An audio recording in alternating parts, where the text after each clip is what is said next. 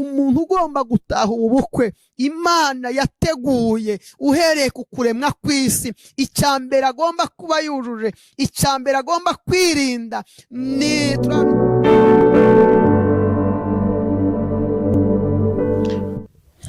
Yesu ashimwe, Imana ishimwe kandi ihimbazwe.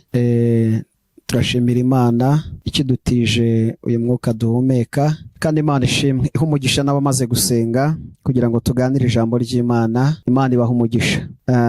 Nitwa Kaziyake Vincent, umukozi w'Imana nkorera kuri channel yitwa Ijambo ry'Imana TV. Nshimiye abantu bose mubasha gukurikira ijambo ry'Imana genda mbagezaho umunsi ku munsi. Imana ishimwe cyane. Tufate Bibiliya tusome ijambo ry'Imana, twongere tuganire, twumve icyo Imana ivugana natwe, twumve icyo Imana igiye kutubwira kuri iyi saha. Tugiye gusoma ijambo ry'Imana dusanga mu butumwa bwiza bwa Yesu Kristo ko bwanditswe na Matayo ibice 22 n'umurongo wa 8. Duhere ku murongo wa 8. Matayo ibice 22 umurongo wa 8 haravuze ngo, maze abwira abagaragu be ati, ubukwe bwiteguwe, ariko abari babutorewe ntibahari. Abari babutorewe ntibari babukwiriye. Nuko mujye mu nzira nyabagendwa, abo muri buboneyo bose mubahamagare baze batahe ubukwe. Abo bagaragu barasohoka bajya mu nzira, bateranya abo babonye bose, ababi n'abeza. Inzu yo gucyurizamo ubukwe yuzura abasangwa. 11. Umwami yinjiye kureba abasangwa, abonamo umuntu utambaye umwenda w'ubukwe. Aramubaza ati, mugenzi wanjye, niki gitumye winjira hano utambaye umwenda w'ubukwe? Nawe arahora rwose. Maze umwami abwira abagaragu bati, nimumubohe amaboko n'amaguru, mumujugunye mu mwijima hanze, niho bazarira bakahekenyera amenyo. Kuko abatowe ari benshi, ariko abatoranijwe bakaba bake. Mwakire neza ijambo ry'Imana. Iri jambo tugiye kuganira ni ijambo rikomeye cyane kandi ritwigisha, ridutegura. Intego mfite iravuga ngo nimwitegure kuko umukwe araje. Kandi buri muntu wese abe maso, buri muntu wese acunge ko yambaye umwenda w'ubukwe. Buriya utashye ubukwe wambaye neza, uba ufite icyubahiro, uba ufite ishema. Cya kabiri, uzarebe iyo utashye ubukwe, uriya mugeni wambaye ikanzu aba yambaye ikanzu yera, naho mwaba muturanye, naho mwari musanganywe, ariko uzareba abantu baba bahuriye bose baje kureba umugeni, baje kureba umukwe, baje kureba umugeni, kandi ari abantu basanzwe. Ariko kuko bahinduye isura, kuko byahindutse, imyambarire yahindutse, niyo mpamvu abantu bahurura tugashika tukagenda, ugasanga abantu bose barajya hitegeye kugira ngo bamurebe. Ijambo ry'Imana riratubwiye ngo buri muntu wese ayimenye, yitegure umukwe, kuko umukwe araje. Umukwe ari bugufi kandi aje gucyura umugeni. Kandi umugeni agomba kurimbishwa, agomba kuba yiteguye, yambaye neza, agomba kuba yambaye imyambaro y'ubukwe. Ijambo ry'Imana rero riratubwiye ngo maze abwira abagaragu bati, ubukwe bwateguwe, ariko abari babutorewe ntibari babukwiriye. Nuko mujye mu nzira nyabagendwa, abo muri buboneyo bose mubahamagare baze bataha ubukwe. Abo bagaragu barasohoka bajya mu nzira, bateranya abo babonye bose, ababi n'abeza. Inzu yo gucururizwamo ubukwe yuzura abasangwa. Umurongo wa 11. Umwami yinjiye kureba abasangwa, abonamo umuntu utambaye umwenda w'ubukwe. Uyu muntu shaka ko tuganira ukabyumva neza, tukareka kugendera mu kigare. Yatumiye abantu ababwira ko afite ubukwe, afite ibirori yateguye, yari yatetse, yabaze, ibimasa, ibintu byose byateguwe, ibyo kunywa byose bihari. Arangije aratumira, atumiye abo yatumiye ntibaza, ntibamwitaba ngo bamwe bumve icyo yabatumiriye, ntibaza kwitabira ubutumire bwe.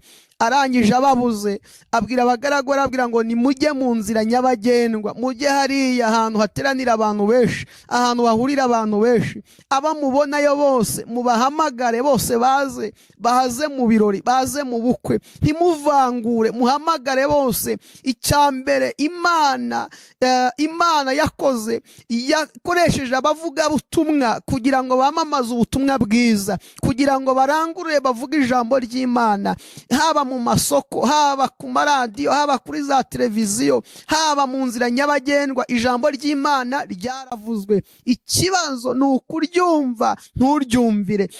Ariko ngo baragenda abagaragu bajya mu nzira nyabagendwa, barahamagara buri wese ati nimuze mutahe ubukwe.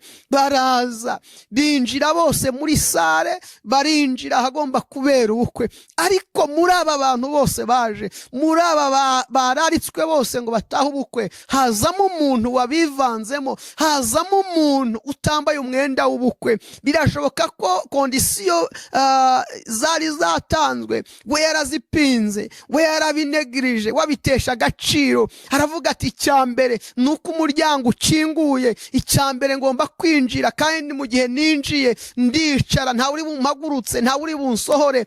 Ariko mbere y'uko ibirori bitangira, haleluya, mbere y'uko ibirori bitangira, nyiri ibirori yarabanje araza aragenzura, araza arabanza arareba, araza arabanza arasuzuma, areba ko abantu bose bicaye muri sare bose bambaye imyambaro y'ubukwe, bose bambaye imyambaro ibemerera gutaha ubukwe. Aza gucekinga ngo arebe ko buri muntu wese wicaye aho afite ikimuranga, afite ikarita imuranga, afite urwandiko rumuhesha kwicara aho ngaho yicaye. Imana nishimwe cyane. Niyo mpamvu nagira mbabwire ngo insengero zuzuye abantu benshi, ariko hariya mu rusengero birashoboka ko harimwo umuntu uba afite icyamuzanye. Ijambo ry'Imana riratambuka, bamwe bararyumva bagakora ibyo ribasaba, abandi bakaryumva bakaritesha agaciro, abandi bakaryumva ntibagendere mu ijambo ry'Imana. Ariko hari umunsi tuzateranirizwa hamwe, kandi habeho guceki barebe ko abo bantu bose bemerewe gutaha ubwo bukwe. Imana idufashe cyane. Ijambo ry'Imana riratubwira ngo uyu muntu yari yabivanzemo, araza aricara, kwinjira yarinjiye, aranicara rwose. Birashoboka ko yicaye yumva atuje, aratekana, aravuga ati icya mbere kuba ninjiye mwicara, birashyitse, birabaye, birarangiye, nanjye ndarya n'ubundi nywe. Ariko mbere yo kurya, mbere yo kunywa, habanza kubaho gusuzuma, habanza kubaho kugenzura. Uyu muntu yari yihishemo, ariko aravumburwa n'ikimenyimenyi kikubwira ko uyu muntu yari yarenze ku byazi. Bigaragara ko yari yasuzuguye. Nuko yabajijwe ngo ubundi mugenzi wanjye, ubundi bite byawe, ubundi kubera iki utambaye umwambaro w'ubukwe? Ngo arangije arahora, araceceka ntiyavuga.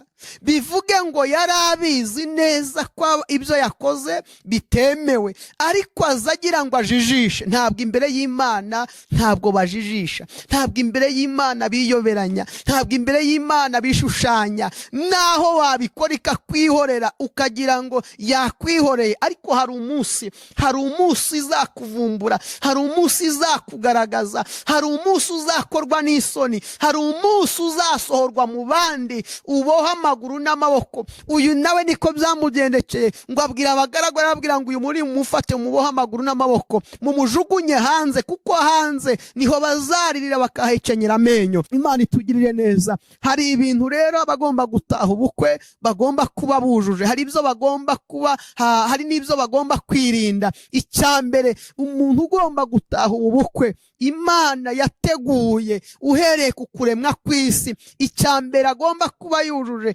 icya mbere agomba kwirinda, ni turabisanga mu bice 22 uhereye ku murongo wa 12, havuga ngo dore ndaza vuba nzanye ingororano kugira ngo rorere umuntu wese ibikwiriye ibyo yakoze. Ndi Alufa na Omega, uwa mbere n'uwa nyuma, itangiriro n'iherezo. 14 havuga ngo wahirwa abamesera ibishura byabo kugira ngo bemererwe kwegera cya giti cy'ubugingo, kandi banyure mu marembo, binjire muri rwa rurembo. 15, hanze hazaba imbwa n'abarozi n'abasambanyi n'abicanyi n'abasenga ibishushanyo n'umuntu wese ukunda kubeshya akabikora. Uyu muntu ibi byose biragaragara ko yari abyujuje, kandi mu kutumirwa no kurarika birashoboka ko hari hatanzwe ubutumwa buvuga ko ibi bintu byose bivuzwe ahangaha abagiye gutaha ubukwe bagomba kuba batabifite. Ariko barangije abagendamo, aragenda aricara, abona arinjiye, agira ngo arinjiye birahagije. Ariko nyuma yo kwinjira haza kubaho kugenzura. Ibi byose hari ababyinjiranye, babyinjirana mu murimo w'Imana, babyinjirana mu kuririmba, babyinjirana mu pasitoro, babyinjirana mu buhanuzi, babyinjirana mu kuririmba, babyinjirana ahantu hose mu nshingano zose ziriho zitwa izo gukorera Imana. Ibi byose barabyinjirana, kandi babyinjiranye bagira ngo birarangiye. Ariko igihe cyo kuza gusaka nanone kiraje, igihe cyo kuza kugenzura nanone kiraje. Imana idufashe kandi tugirire neza. Bakristo bene data, nta bintu by'imikino, ntabwo Imana ikina, ntabwo Imana ikinishwa. Imana yo mu ijuru iyo yakubwiye ngo reka iki ntukireke, harahigutegera. Imana yo mu ijuru yakubwiye ngo va muri ibi ntubyumve, harahigutegeye. Irakureka ukagira ngo muhanyije ubwenge. Ariko Zaburi ya 50:16 iravuga ngo ariko umunyabyaha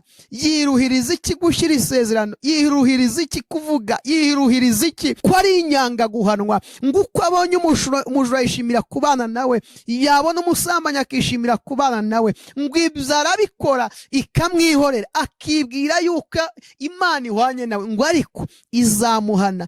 Byose bishyire ku mugaragaro imbere y'amaso yuko bikurikirana. Inshuti bavandimwe bakristo bene data, icyambere ni ugukiranuka, icyambere ni ugukizwa. Gukizwa neza nicyo cyambere. Iyambura ibikuremerera, iyambura ibikuboshe, iyambura ibi byose. Ushobora guhanura, ushobora kuririmba, ushobora gusenga, ushobora kuvuga ubutumwa, ushobora kuba pasitoro, ushobora kuba umushumba, ushobora kuba regionale. Ibi byose ubifite, ibi byose ubyambaye, wambaye igomwa, wambaye gukiranirwa, wambaye ubusambanyi, wambaye ibi byose dusomye mu byahishuwe. Ariko Imana yo mu ijuru harahigutegeye, Imana harahigutegeye. Ariko nagira amabwire ngo garukira aho ngaho. Imana iragukunda, garukira aho ngaho. Imana ikugirire neza, garukira aho ngaho. Tazasohorwa mu birori, garukira aho ngaho. Tazasohorwa abantu bateranye, abandi bagasigara barya, bagasigara banywa, ukabohwa ukajugunywa hanze. Hanze haba imbwa n'abarozi, hanze haba banze kumvira Imana, hanze haba abanze.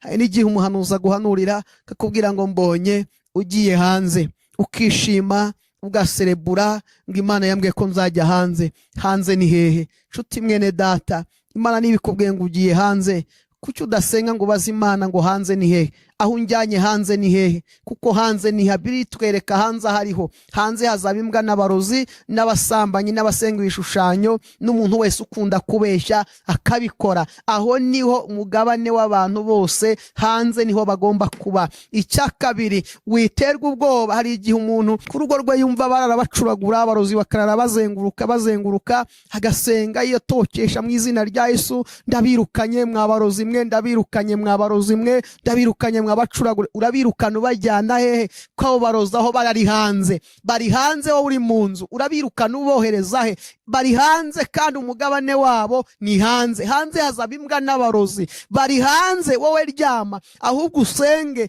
ufate mira imbaraga zose, ufate mira imyuka mibi ari gutongera, kuko nta handi uri kubohereza. Bo bari hanze, kandi umugabane wabo, ikibanza cyabo nicyo barimo. Imana idufashe kandi tugirire neza. Ijambo ry'Imana riratwereka uburyo tugomba kwitegura umukwe, kuko umukwe agiye kuza. Icya kabiri nagira nkubwire, nkumenyeshe ngo ibyo wabamo byose, cunga neza ko wambaye umwambaro w'ubukwe. cunga neza ko cyambaye umwambaro w'ubukwe. Cunga neza ko umwambaro Yesu yakwambitse ubwo yaguhamagaraga mu mazina, akagutoranya, akagukura hariya wari uri, akakuzana, akakugabira umurimo we. Cunga neza ko uwo mwambaro ukiwambaye, cyangwa umwanzi yawukuyemo, cyangwa Satani yarawanduje, cyangwa Satani yarawuhindanyije. Imana igufashe, ikugirire neza, kandi Uwiteka akwishimire. Tugiye gusenga Imana. Niba wumva twafatanya tugasenga, niba wumva waca bugufi tugasenga, niba wumva wakwihana, niba wumva wakwisubiramo, uyisuzume, kuko umukwe we araje kandi ntago atinze. Imana ibagirire neza. Iri jambo rirakomeye, iri jambo riratinyitse, iri jambo riteye ubwoba. Abantu barararitswe, baratumirwa, barabyanga, bigezaho afata umwanzuro kubabwira ngo genda noneho urarika abantu bose aho uhuye nabo ubahamagare. Abantu babwiye ubutumwa bwiza, abantu barabipinga. Mu rusengero ubutumwa buratambuka, abantu bakabipinga. Abantu barashaka ubuhanuzi bw'ibintu bibanezeza, ibintu bibaryoheye, ariko ijambo nyamukuru icyo Imana ibashakaho ntibashake kucyumva. Imana itugirire neza rero. Abantu barabwiwe banga kumva, kugeza ku rwego Imana ifata umwanzuro iravuga ngo mujye mu mayira hose noneho mubwire abantu, bamubwire abantu bose mutarobanuye. Abo bose baraza, ariko mu kuza kwabo hivangamo n'umuntu wari waranze kumva, hivangamo umuntu wari waranze kumvira Imana, hivangamo umuntu wari waranze guhindukira, hivangamo umuntu wari waranze kwihana. Uyu muntu ajemo agira ngo niko byahoze, ariko umwanzuro urafatwa, asanga byahindutse, asanga amazi si yayandi, asanga icyerekezo cyahindutse. Biba ngombwa ko habaho gusaka, biba ngombwa ko habaho kugenzura, biba ngombwa ko habaho kureba ko abantu bose bicaye aho bambaye imyambaro yo gutaha ubukwe. Imana ibagire neza kandi Imana ibafashe, Imana ibaha imbaraga. Kandi wowe ushaka gukizwa, cya bugufi dusenga Imana. Mana yo mu ijuru, Imana ifite imbaraga n'ubutware n'ubushobozi, sengeye mwene data aho ari hose akaba akurikira iri jambo ryawe, akaba arikurikiranye, kandi akaba afashe umwanzuro wo kwiyambura ibimuremereye, wo kwiyambura ibyaha byose, wo kwiyambura ingeso mbi zose. Ndamusengeye ngo imbaraga z'Imana zibane nawe kandi zimumurikire. Umucyo w'Imana numurasire kugira ngo abashe kuva mu mwijima, ave mu gupinga, ave mu kwiyemera, ave mu kugendera hejuru, ave mu kigare, ahubwo agarukira Imana. Yizere ko Imana ari ishobora byose, kandi buri muntu wese watakaje umwambaro w'ubukwe yongera awutore, yongera awufate, kandi buri muntu wese yigenzure, yisubiremo. Ndagushimiye Mwami ko hari ibyo ukoze kandi yarabuhinduye, mu izina rya Yesu Kristo, amen. Imana nibaha umugisha, mahoro y'Imana nabane namwe. Murakoze.